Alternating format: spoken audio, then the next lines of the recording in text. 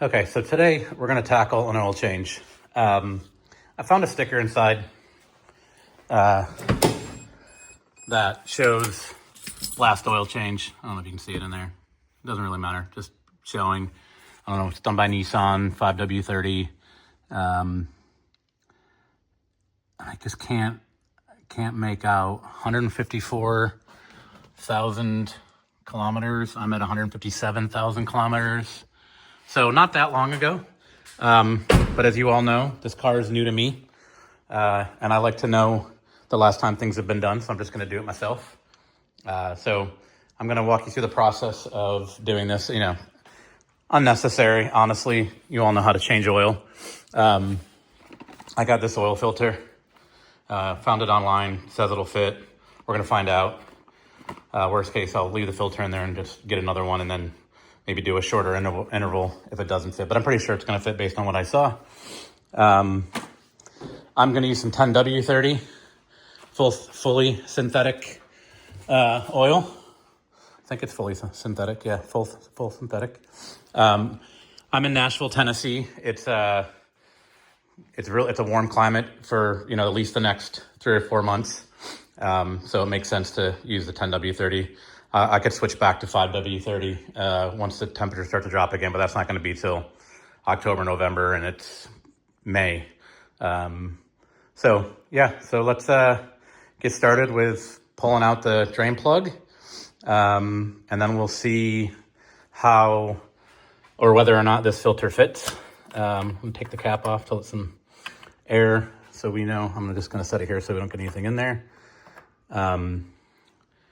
And we'll get it drained and we'll start refilling.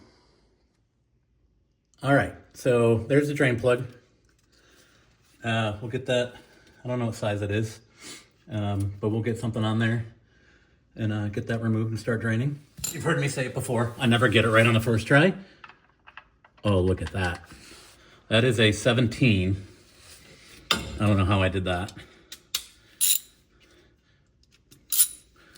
And I need to get an extension. At least try to break this off. It's nice too, because you don't need to jack it up. There you go, loose. I'm gonna grab my drain pan.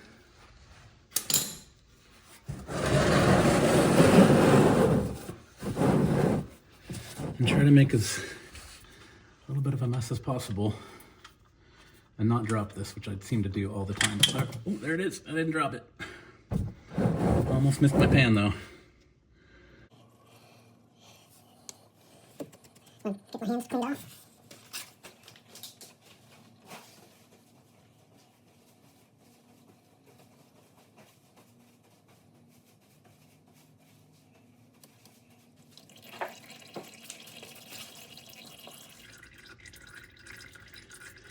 All right, so now, while that's draining,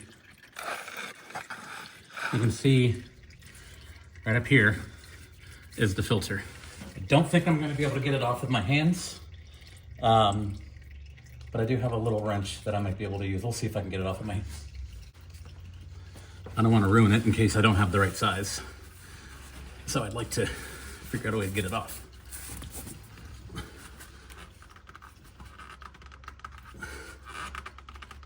No, I don't think I'm going to be able to get it without a wrench, which I have.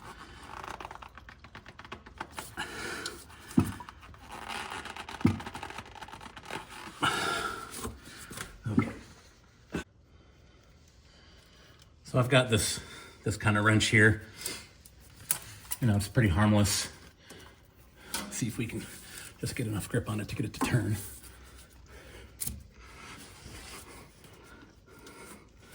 I don't know if I'm using it the right way yet.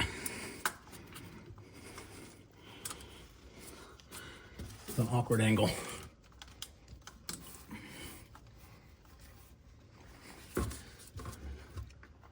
There you go, it turned a little bit.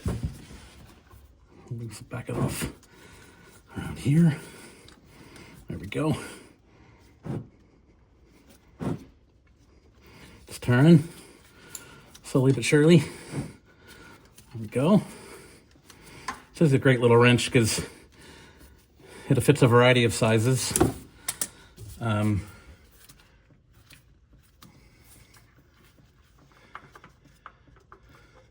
This is a hard thing not to make a mess with.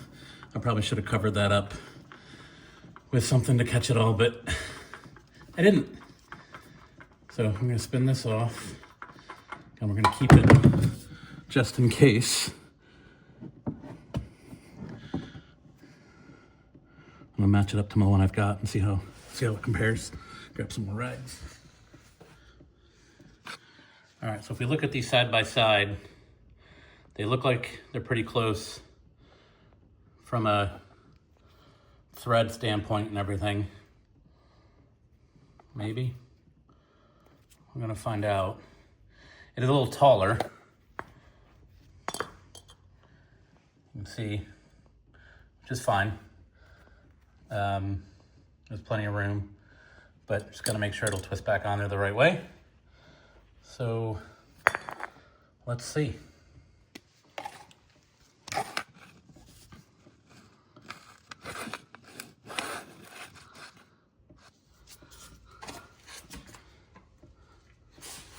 I'm just gonna do it before I fill it up and everything to see if it fits. Oh yeah.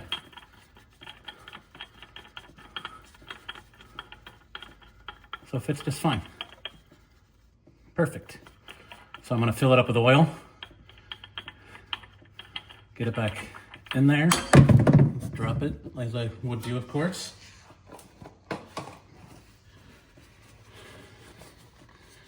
I mean, this just makes such a mess of all. And, you know, cover it in oil, won't rust, right? But my goodness. It does look good when it's shiny though, doesn't it? I don't know if you can see. Yeah.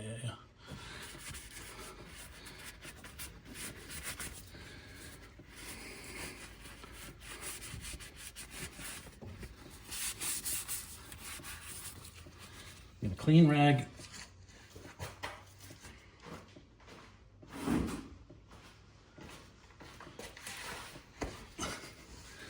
Just wipe this down.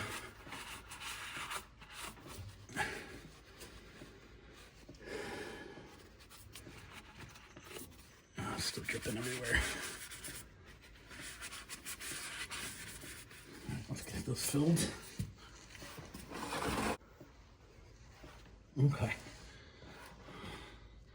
So try to carefully get this back in here because now it's full.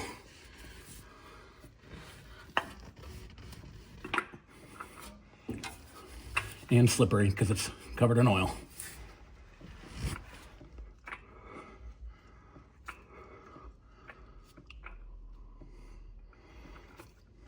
I'm going to use my rag now. Just get a little bit of grip.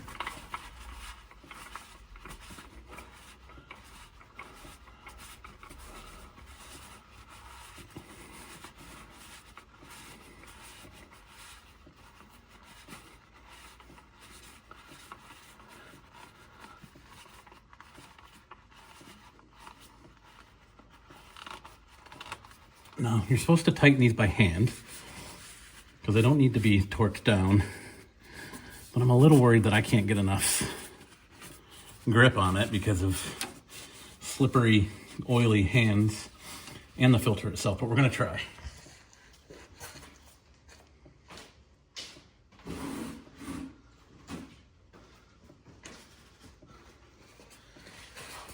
So a clean rag. Let's see if I can get an angle in here to really try to just tighten this down.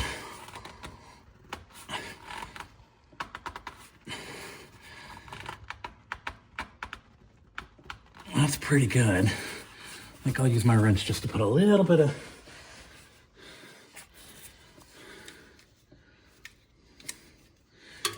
just a little pressure to make sure that I'm tight.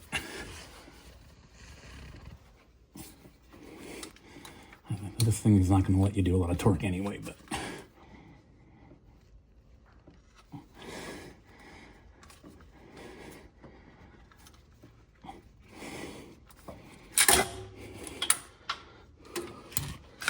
and I think that should be good.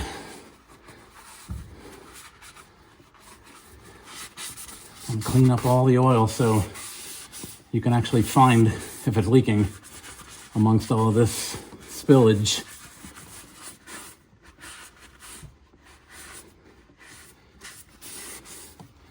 It looks pretty clean. It's definitely on there tight.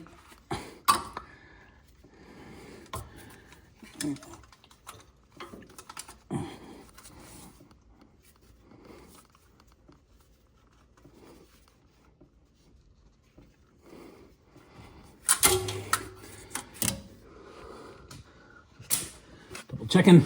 Seems pretty good. Not too much torque. All cleaned up, I think.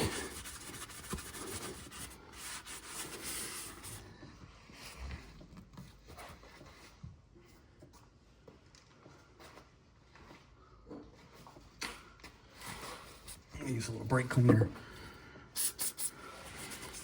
I know it's not good for this paint, but I really want to make sure I can see any oil leaks. Just in case. A little paranoid. Which is probably better than the alternative, right? Okay. All right, so now put my drain plug back in.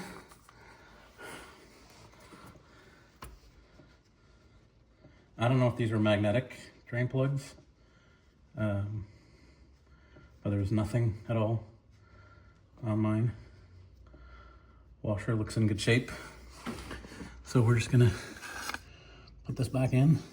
I don't know if I've got the camera lined up the right way, but you'll get the point. I don't know if there's a torque spec for that. I'm gonna look it up. Okay, so I've got that part all done. Filter on, snugged up, drain bolt in. It's 20 foot-pounds torque from what I looked up. So I torqued it up. I hate doing that. I'm always afraid I'm going to strip those out. It's my least favorite part of the job. And now we're going to fill. I think it's just a little over 3 quarts. We'll go in. I'll be checking my dipstick along the way, just making sure that I get it the right fill. And then I'll let it run for a few minutes, turn it off, let it settle for a few minutes. And just check it again, and then I'll likely just keep an eye on it for the next couple of days, just to make sure that I stay at the right level. So if you want to watch along, I'll get you set up. It's not much to watch, putting oil in a car, but that's kind of the point of the videos, right? So we're gonna, I don't like that spot. About this side. There we go. That's a little better. All right. Got a funnel. Let's do this.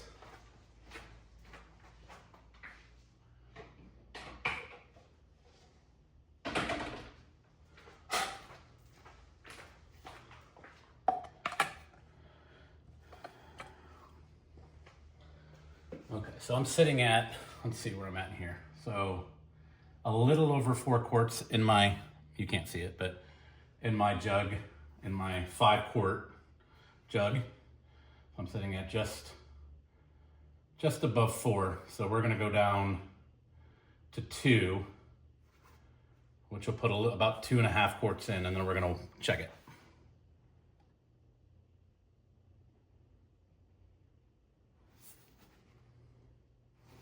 Gosh, it's slower than it feels.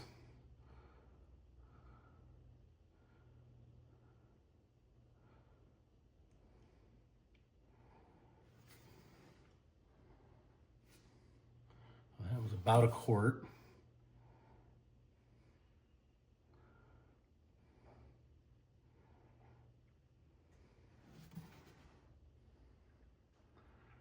That was about another quart, maybe a little less.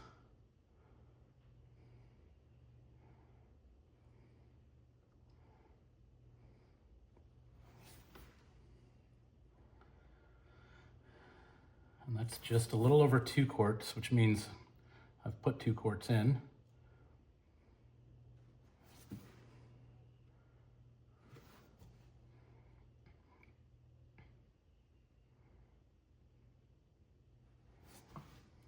All right, so that's about 2.5 quarts, I guess. going in. So we're gonna let this sit for a minute. Get itself all the way drained down.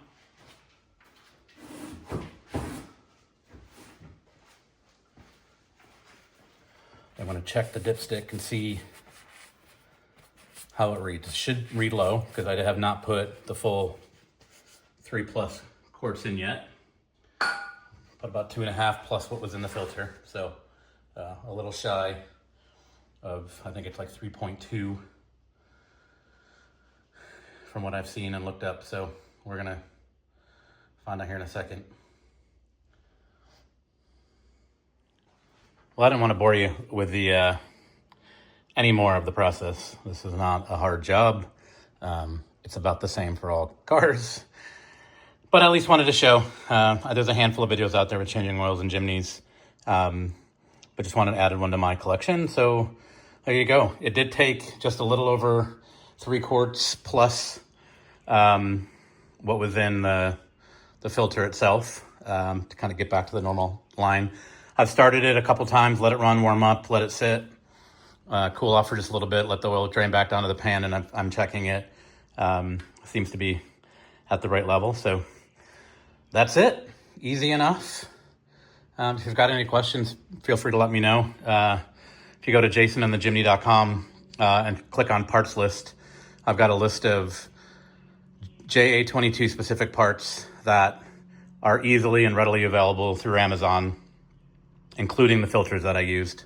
I know sometimes it's hard to find some of these parts and ship them from overseas. And, between folks like J-Mac and I, we've gotten a little creative, just like the previous video I shared on the fuel pressure regulator, on finding parts that are just available and are the right size and are working. Instead of $150 from Japan, got it for $9.99 and delivered in a couple days from Amazon. So trying to find more stuff like that for all you guys, selfishly for me, but happy to share the finds along the way. But yeah, that's where we're at. So thanks for watching. See you on the next one.